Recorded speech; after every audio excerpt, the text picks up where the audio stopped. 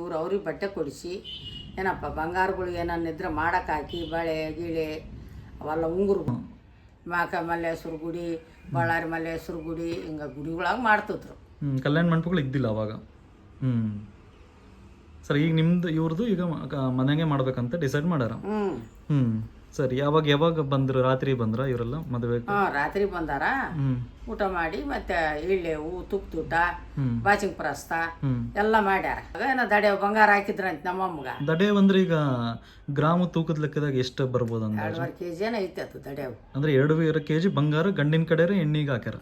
ಇವಾಗ ರೇಷ್ಮೆ ಸೀರೆಗಳೇ ಉಟ್ಕೋಬೇಕು ಅವಾಗ ಕಂಪಲ್ಸರಿ. ಎಲ್ಲ ಬಂಗಾರ ಬೆಳ್ಳಿ ಎಲ್ಲ ಹಾಕೊಂಡು ಎಲ್ಲ ರೆಡಿಯಾಗಿ ರೇಷ್ಮೆ ಸೀರೆ ಉಟ್ಕೊಂಡೇ ತಾಳಿ ಕಟ್ಬೇಕು. ಮೊದ್ಲಿಗೆ ಇತ್ತರಿಗೆ ಅವೇ ಸೀರೆ, ಬರೋರಿಗೆ ಬೀಗ್ರಿ ಬಾಜ್ರು ಊರಾಗಳವ್ರ ಮಂದಿ ಬರೋದು ಕೂಡ ರೇಷ್ಮೆ ಸೀರೆನೇ. ತಟ್ಟೆ ಕೊಡು, ಬೆಳ್ಳಿ ಬಟ್ಲ ಕೊಡು, ಬೆಳ್ಳಿ ಇದು ಲೋಟ ಕೊಡು, ಮೈಸೂರು ಪಾಕ, ಲಡ್ಡು, ಹೋಳಿಗೆ. ಅವಾಗ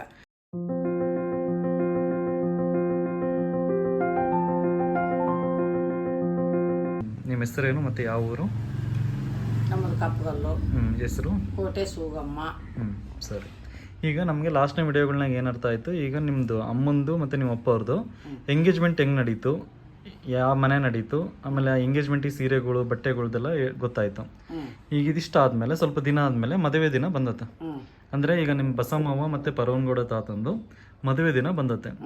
ಈಗ ಮದುವೆ ಬಗ್ಗೆ ಹೇಳು. ಮದುವೆ ಯಾವಾಗ ನಡೀತು ಅಂದರೆ ನೆನಪಿದ್ರೆ ಯಾವ ಊರ ನಡೀತು, ಯಾರ ಮನೆ ನಡೀತು, ಹೆಂಗೆ ನಡೀತು ಅನ್ನೋದ್ರ ಬಗ್ಗೆ ಡೀಟೇಲಾಗಿ ಹೇಳು. ಬಳ್ಳಾರಿಯಾಗ ನಡೆದೈತೆ ಮನೆ ಮದುವೆ. ನಮ್ಮ ದೊಡ್ಡಮ್ಮನವರೇ ಅವ್ರು ಬಂದು ಬಟ್ಟೆ ಕೊಡಿಸಿ, ಅವ್ರಿಗೆ ಬಟ್ಟೆ ಕೊಡಿಸಿ ಏನಪ್ಪ ಬಂಗಾರಗಳು ಏನನ್ನಿದ್ರೆ ಮಾಡಕ್ಕೆ ಹಾಕಿ ಬಳೆ ಗಿಳೆ ಅವೆಲ್ಲ ಉಂಗುರುಗಳು ಮಾಡ್ತಿದ್ರು. ಗಣಮಕ್ಕೆ ಕೊಡೋವು, ಹೆಣ್ಣಿಗೆ ಕೊಡೋವು, ಊಟ ಮಾಡ್ತಿದ್ರು. ಅವಾಗ ಮಾಡಕ್ಕೆ ಹಾಕ್ಯಾರ, ಎಲ್ಲ ಮಾಡ್ಯಾರ. ಎಲ್ಲ ಮಾಡಿ ಮದುವೆಗೆ ಹೊಂದಿಕೆ ಮಾಡ್ಕೊಂಡಾರ. ದೇವ್ರ ಊಟದ ದಿನ ರಾತ್ರಿ ಬರ್ತಿದ್ರು ಬೀಗ್ರ. ಅವಾಗ ರಾತ್ರಿ ಬಂದು ಊಟ ಮಾಡಿ ಮಲಿಕೊಂಬಿಡ್ತಿದ್ರು. ಅಂದ್ರೆ ಈಗ ಇವ್ರಿಬ್ಬರದು ಬಳ್ಳಾರಿ ಅಲ್ಲ, ಹೆಣ್ಣಿನ ಕಡೆ ಇರೋದಂದ್ರೆ ನಿಮ್ಮ ಅಮ್ಮ ಅವ್ರದ್ದು ಕೊಡುತ್ತೀನಿ, ಅಪ್ಪನ ಕಡೆಯದು ಕಪ್ಪಗಲ್ಲ. ಇವರಿಬ್ಬರಿಗೂ ಮದುವೆ ಬಳ್ಳಾರಿ ನಿಮ್ಮ ದೊಡ್ಡಮ್ಮನ ಮನೆಗೆ ಮದುವೆ. ಎಲ್ಲಿ ಮದುವೆ ಮನೆ ಇರೋದೆಲ್ಲಿ? ಮರ್ಷ ಮಠದ. ಅವಾಗ ಮನೆಗೆ ಮಾಡ್ತಿದ್ರು ಕಲ್ಯಾಣ ಮನ್ಯಾಗ. ಅವಾಗ ಮನೆಗೆ ಮಾಡ್ತಿದ್ರ ಮದುವೆಗಳು? ಇಲ್ಲ ಕಲ್ಯಾಣ ಮಂಟಪಗಳು ಏನೇನು ಇದ್ವಾ ಅವಾಗ?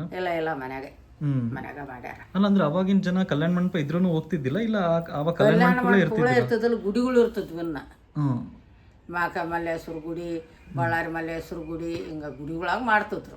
ಕಲ್ಯಾಣ ಮಂಟಪಗಳು ಇದ್ದಿಲ್ಲ ಅವಾಗ. ಸರಿ, ಈಗ ನಿಮ್ದು ಇವ್ರದ್ದು ಈಗ ಮನೆಗೆ ಮಾಡ್ಬೇಕಂತ ಡಿಸೈಡ್ ಮಾಡ್ಯಾರ.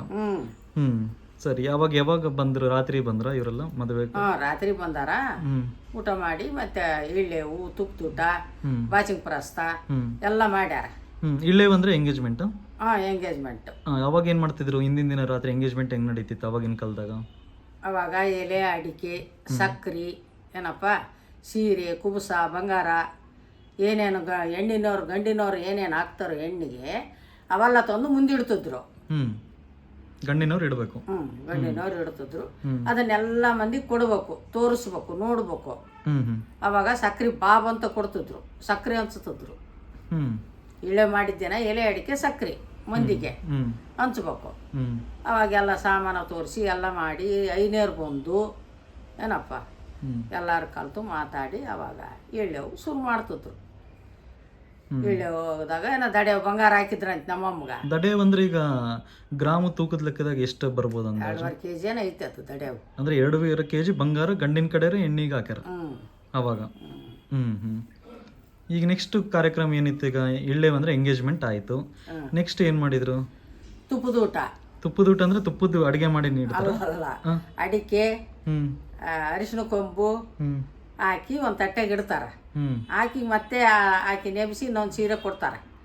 ಅವಾಗ ಅಡಿಕೆ ಇಡಿಸ್ತಾರ, 5 ಬೊಗಸೆ ಇಡಿಸ್ತಾರ. ಅದು ತುಪ್ಪದ ಊಟ. ಅವಾಗ ಒಂದು ಸೀರೆ ಕುಬ್ಸ ಮತ್ತೆ ಬಾಚಿಂಗ್ ಪ್ರಸ್ತ ಅಂತ ಗಂಡಿನ ಕುಂದಿರಿಸಿ ಗಂಡನ್ನ ಬಗ್ಲಾಗ ಕುಂದಿರಿಸಿ ಅವ್ರಿಗೆ ಬಟ್ಟೆ ತಂದು ಇವ್ರಿಗೆ ಬಟ್ಟೆ ತಂದು ಬಾಚಿಂಗ್ ಪ್ರಸ್ತ. ಅವಾಗ ಉಂಗುರ ಕೊಡ್ತಾರ ಗಂಡಿಗೆ, ಇವ್ರು ಹಾಕ್ತಾರ, ಬಟ್ಟೆ ತರ್ತಾರ, ಸೀರೆ ಕುಬ್ಸ ತರ್ತಾರ, ಬಾಚಿಂಗ್ ಪ್ರಸ್ತ ಮಾಡ್ತಾರೆ. ಇವೆಲ್ಲ ಮದುವೆ ಹಿಂದಿನ ದಿನ ಆಗಿರೋ ಕಾರ್ಯಕ್ರಮಗಳು ರಾತ್ರಿ ಮಾಡ್ತೀರಾ?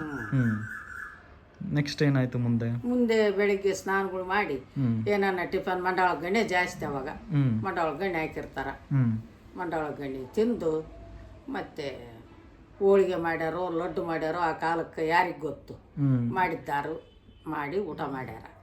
ಅವ ಮದುವೆಗಳು ಹೆಂಗ್ ನಡೀತಿದ್ವಿ ಅಂದ್ರೆ ಈಗಿನ ಮದುವೆಗಳಿಗೆ ಅವಾಗಿನ ಮದುವೆಗಳು ತಾಳಿ ಕಟ್ಟೋ ಟೈಮ್ ಹೆಂಗಿರ್ತಿತ್ತು ಅಂದ್ರೆ ಹೆಂಗ್ ರೆಡಿ ಆಗಿ ಬರ್ತಿದ್ರು, ಹೆಂಗ್ ತಾಳಿ ಕಟ್ಟುವಾಗ ರೇಷ್ಮೆ ಸೀರೆಗಳೇ ಉಟ್ಕೋಬೇಕು. ಅವಾಗ ಕಂಪಲ್ಸರಿ ಎಲ್ಲ ಬಂಗಾರ ಬೆಳ್ಳಿ ಎಲ್ಲ ಹಾಕೊಂಡು ಎಲ್ಲ ರೆಡಿಯಾಗಿ ರೇಷ್ಮೆ ಸೀರೆ ಉಟ್ಕೊಂಡೇ ತಾಳಿ ಕಟ್ಬೇಕು. ಮೊದ್ಲಿಗಿತ್ತರಿಗೆ ಅವೇ ಸೀರೆ, ಬರೋರಿಗೆ ಬೀಗರು ಬಾಜರು ಊರಾಗಳವ್ರ ಮಂದಿ ಬರೋದು ಕೂಡ ರೇಷ್ಮೆ ಸೀರೆನೇ. ಪ್ಯೂರ್ ರೇಷ್ಮೆ ಸೀರೆ, ಪ್ಯೂರ್ ರೇಷ್ಮೆ ಸೀರೆ ಉಟ್ಕೊಂಡೆ ತಾಳಿ ಕಟ್ಬೇಕು.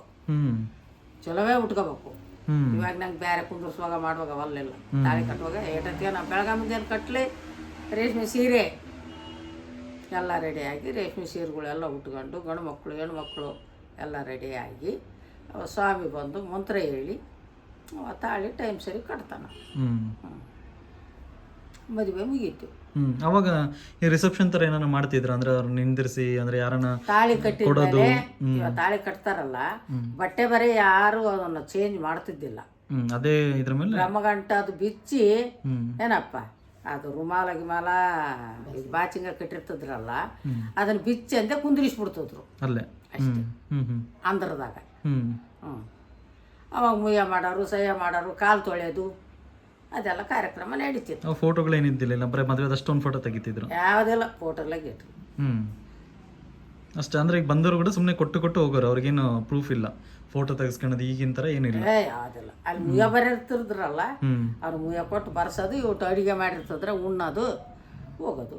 ಫಲದಾನ ಅಂತ ಕೊಡ್ತಿದ್ರು. ತೆಂಗಿನಕಾಯಿ ಎಲೆ ಅಡಿಕೆ ಬಂದವ್ರಿಗೆಲ್ಲ ಫಲದಾನ ಕೊಡ್ತಿದ್ರು. ಈಗ ಈಗಿನ ಕಾಲದಾಗ ಆದ್ರೆ ಈಗ ಗಿಫ್ಟ್ಗಳು ಕೊಡೋದು, ಫ್ರೇಮ್ಗಳು ಕೊಡೋದು, ಆಮೇಲೆ ಬಂಗಾರ ಕೊಡೋದು, ಬೆಳ್ಳಿ ಕೊಡೋದು, ದುಡ್ಡು ಕೊಡೋದು ಮಾಡ್ತಿದ್ರು. ಅವಾಗ ಬರೀ ಬಂಗಾರ ಬೆಳ್ಳಿ ಅಷ್ಟೇ. ಮತ್ತೆ ಈ ತರ ಸಾಮಾನುಗಳು ಕೊಡೋದು ಅಂದ್ರೆ ಏನೇ ಅದೇ ರೀತಿಯಾಗಿ ಏನು ಕೊಟ್ಟಿಲ್ಲ. ಉಂಗುರ ಕೊಡು, ಬೆಳ್ಳಿ ತಟ್ಟೆ ಕೊಡು, ಬೆಳ್ಳಿ ಬಟ್ಲ ಕೊಡು, ಬೆಳ್ಳಿ ಇದು ಲೋಟ ಕೊಡು, ಅವನು ಕೊಡ್ತಿದ್ರು. ಕಿವ್ಯಾಗಳು ಕೊಡು, ಮುಖಬಟ್ಟು ಕೊಡು ಅಂಥವು ಕೊಡ್ತಿದ್ರು ಗಿಫ್ಟ್ಗಳು. ಅವೆಲ್ಲ ಕೊಡ್ತಿದ್ರು. ಇಟ್ಬಿಡ್ತಿದ್ರು ರೊಕ್ಕ. ಊರಾಗಳ ಮಂದಿ ರೊಕ್ಕನೇ ಜಾಸ್ತಿ, ಮತ್ತೆ ಅವ ರೊಕ್ಕನೇ ಇಟ್ಟುಬಿಡ್ತಿದ್ರು. ಯಾರನ್ನ ಮತ್ತೆ ಇವರು ಬಳಗದವರು ತಂದೆ ತಾಯಿ ಮನೆಯವ್ರು ಬಟ್ಟೆ ತರ್ಬೇಕಲ್ಲ, ಗಂಡ ಹೆಂಡತಿಗೆ ಬಟ್ಟೆ ತರೋರು, ಬಂಧು ಬಳಗ ತರೋರು, ಕೊಡೋರು. ಈಗ ಮುಂದೆ ಏನಾಯ್ತು, ಮದುವೆ ನಡೀತು. ಇಲ್ಲಿಗೆ ಮದುವೆ ನಡೀತು. ಅವಾಗ ಅಡಿಗೆ ಏನು ಮಾಡ್ತಿದ್ರಿ? ಮದುವೆ ಅಂತಂದ್ರೆ ಸ್ಪೆಷಲ್ ಈಗಿನ ಅಡಿಗೆ ಥರ ಏನಾನ ಅಷ್ಟೊಂದು ಸ್ವೀಟ್ಗಳು ವೆರೈಟಿಗಳು ಏನೇನು ಇರ್ತಿದ್ವಾ ಏನು? ಅವಾಗಿನ ಕಾಲದಾಗ ನಾರ್ಮಲ್ ಆಗಿ ಈ ಯಾವ ಥರ ಮದುವೆನಾಗ ಏನೇನು ಊಟ ಮಾಡಿಸಿರ್ತಿದ್ರು? ಒಂದು ಸ್ವೀಟ್ ಯಾವುದಾದ್ರು?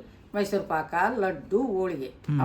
ಅವಾಗಿನ ಕಾಲದಾಗ ಈ ಥರ ಅಡಿಗೆ ಮಾಡೋರು ಇದ್ರ ಇಲ್ಲ ನೀವು ಮನೆಯವರೇ ಮಾಡ್ಬಿಡ್ತಿದ್ರು? ಎಲ್ಲ ಮಾಡ್ತಿದ್ರು. ಅಡಿಗೆ ಮಾಡೋರಿದ್ರು. ಲಡ್ಡು, ಹತ್ತಿಕಾಯಿ, ಬೂಂದಿ, ಏನಪ್ಪ ಅನ್ನ ಸಾರು, ಮುದ್ದೆ ಪಲ್ಯ, ಚಟ್ನಿ, ಕಡಲೆಪುಡಿ, ಉಪ್ಪಿನಕಾಯಿಗಳು, ಅವೆಲ್ಲ ಹಪ್ಪಳ ಗಿಪ್ಪಳ ಇವೆಲ್ಲ ಮೆಣಸಿನ್ಕಾಯಿ, ಸುಳ್ಳು, ಹತ್ತಿಕಾಯಿ, ಲಡ್ಡು, ಬೂಂದಿ, ಅನ್ನ, ಗಟ್ಟಿ ಪಲ್ಯ, ಅನ್ನ ಸಾರು, ಮೊಸರು ಮಜ್ಜಿಗೆ ಗುಡಿಲ್ಲ. ಈಗಿನ ತರ ಒಂದು 5-6 ವೆರೈಟಿ ಸ್ವೀಟ್ಸ್, ಚಪಾತಿ, ಕಾಳು, ಪನ್ನೀರ್ ಆ ಥರ ಏನೂ ಇಲ್ಲ. ಇದಷ್ಟೇ ಊಟ ಮಾಡೋದು ಹೋಗೋದು. ಪಾಲ್ದಾನ ಕೊಡ್ತಿದ್ರು, ತಗೊಂಡು ಹೋಗ್ತಿದ್ರು. ಮುಂದೆ ಏನಾಯ್ತು ಅಂತ ಏನೋ ನೆನಪಾಯ್ತಾ? ಅಂದ್ರೆ ಅವ್ರ ಮದುವೆ ಆದ್ಮೇಲೆ ನೆಕ್ಸ್ಟ್ ಅವರು ಇಲ್ಲೇ ಇದ್ರ, ಬಳ್ಳಾರಾಗೆ ಇದ್ರ ಸ್ವಲ್ಪ ದಿನ? ಒಂದು 16 ದಿನ ಇಟ್ಕೊಂಡು ಮತ್ತೆ ಎಲ್ಲ ಕಾರ್ಯಕ್ರಮ ಮುಗಿಸಿ ಕಳಿಸ್ಯಾರ. ಅವಾಗ ಕಪ್ಪಗಲ್ಲಿಗೆ ಹೋಗ್ಯಾರ. ಈಗ ಈಕೆ ಕಪ್ಪಗಲ್ಲಿಗೆ ಹೋಗ್ತಿರೋದು 3ನೇ ಸೊಸೆಯಾಗಿ ಆ ಮನೆಗೆ. ಹೌದು. ಅವಾಗಿನ ಕಾಲದಾಗ ಹೆಂಗ್ ಹೋಗ್ತಿದ್ರು? ಬಂಡಿಗಳ ಮೇಲೆ ಹೋಗ್ತಿದ್ರ ಇಲ್ಲ ಕಾರುಗಳು ಏನಾನ ಇದ್ವಾ ನಿಮ್ಮ ಮನ್ಯಾಗ? ಬಂಡಿ ಕಟ್ಕೊಂಡು ನೀವು ಹೋಗೋರು? ಜಟಗ ಬಂಡಿ, ಕುದುರೆ ಮತ್ತೆ ಇದು ಆಕಳದ್ದು ಬಂಡಿ ಕಟ್ಕೊಂಡು ಇಷ್ಟು ಮದುವೆ ಮಾಡಿರೋ ಸಾಮಾನು ಹಾಕೊಂಡು ಹೋಗೋದು. ಇದು ಕೂಡ ಹೆಚ್ಚು ಕಡಿಮೆ 1945ರಿಂದ 50ನೇ ನಡೆದಿರೋ ಕಥೆ ಇದ್ದಾಗ ನೋಡಪ್ಪ ಹೋಗಿರೋದು. ಸರಿ. ಜಟಗ ಎಲ್ಲೇ ತಕನಿದ್ವು ಅಂದ್ರೆ ದ್ರಾಕ್ಷಣ ಅಕ್ಕನ ಮದುವೆ ಆಗಿ ನನ್ನ ಮದುವೆ ಆಗ ತಕನಿದ್ವು ಅಷ್ಟೇ ಬಳ್ಳಾರ್ಯಾಗ. ಆಮೇಲೆ ಕಾರುಗಳು ಬಂದು, ಸಣ್ಣ ರಿಕ್ಷಾ ಬಂದು, ರಿಕ್ಷಾಗಳು ಬಂದಿರೋದು. ಕಾರುಗಳು ಯಾವಾಗ ರಿಕ್ಷಾ, ಇಬ್ರು ಕುಂದ್ರ ರಿಕ್ಷಾ. ಕಾರುಗಳು ಯಾವಾಗ ಬಂದಿದ್ ನೆನಪೈತೆ? ಅಲ್ಲ, ಕಾರುಗಳು ದೊಡ್ಡ ಶ್ರೀಮಂತರ ಮನೆಯಾಗ ಇರ್ತದ್ವು ಅವಾಗ.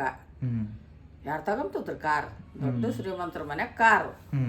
ಯಲ್ಲಮ್ಮ ಕರಸಪ್ಪ ಮನ್ಯಾಗ, ಮಹಾಬಲೇಶ್ವರಪ್ಪ ಮನ್ಯಾಗ, ಅಂಥವ್ರ ಮನೆಗಳಾಗ ಇರ್ತದ್ವು ಕಾರ್. ಸರಿ, ಆಯ್ತು. ಈ ವಿಡಿಯೋದಾಗ ನಮಗೇನು ಅರ್ಥ ಆಯ್ತು, ಮದುವೆದ್ರ ಬಗ್ಗೆ ನಾವು ಕತೆ ನೋಡಿವಿ. ಯಾವ ಥರ ಮದುವೆ ಆಯ್ತು, ಎಲ್ಲಿ ಮದುವೆ ಆಯ್ತು, ಹೆಂಗ್ ಮದುವೆ ಆಯ್ತು, ನೆಕ್ಸ್ಟ್ ಮದುವೆ ಆದ್ಮೇಲೆ ಮುಂದೆ ಈಗ ನೆಕ್ಸ್ಟ್ ಮುಂದಿನ ಕತೆಗ ಕಪ್ಪಗಲ್ನ ಮದುವೆ ಆಗಿ ಹೋದ್ಮೇಲೆ ಏನೇನು ಆಗತ್ತೆ ಅನ್ನೋದ್ರ ಬಗ್ಗೆ ನಾವು ಮುಂದಿನ ವಿಡಿಯೋದಾಗ ನೋಡೋಣ.